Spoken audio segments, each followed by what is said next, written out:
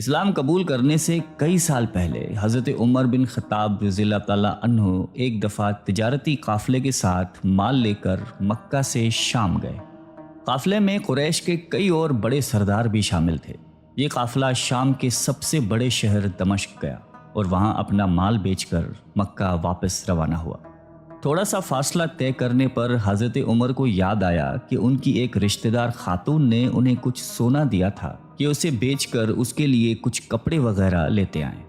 انہوں نے اپنے قافلے کے ساتھیوں سے کہا کہ فلاں عورت کا کام کرنے واپس دمشق جا رہا ہوں، کوشش کروں گا کہ یہ کام کر کے جلدی واپس آ جاؤں۔ حضرت عمر دمشق واپس گئے تو بازار بند ہو چکے تھے۔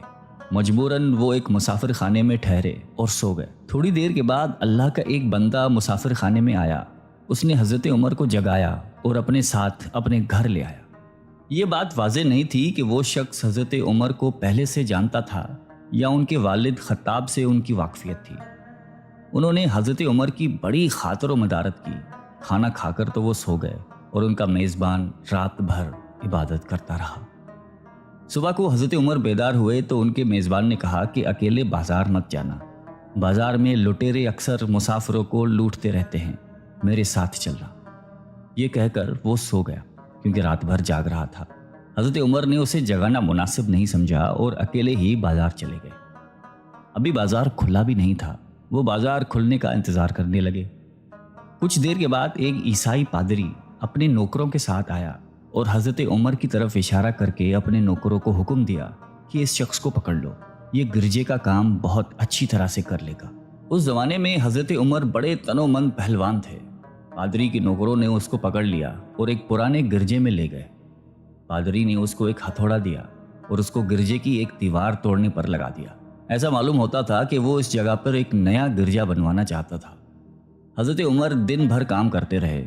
کہیں شام کو جا کر چھٹی ملی، وہ تھکے ہارے واپس مسافر خانے میں آ کر بیٹھ گئے۔ پہلے ہی دن والا نیک آدمی پھر آیا اور اس نے پوچھا کہ آپ کدھر چلے گئے تھے؟ حضرت عمر نے اسے سارا قصہ بتا دیا۔ وہ شخص آج بھی ان کو اپنے گھر لے گیا اور ان کی بڑی خاطر و مدارت کی اور انہیں تاکید کی کہ کل بازار جاتے وقت مجھے ساتھ لے جانا۔ اس کے بعد وہ عبادت میں مشغول ہو گیا اور حضرت عمر سو گئے۔ دوسرے دن حضرت عمر بیدار ہوئے تو اپنے نیک میزبان کو سوتے پایا۔ انہوں نے اب کی بار بھی اس کو جگانا مناسب نہیں سمجھا اور اکیلے ہی بازار چلے گئے۔ اتفاق سے پھر وہی پادری اپنے نوکروں کے ساتھ آیا اور حضرت عمر کو پکڑ کر ساتھ لے گیا۔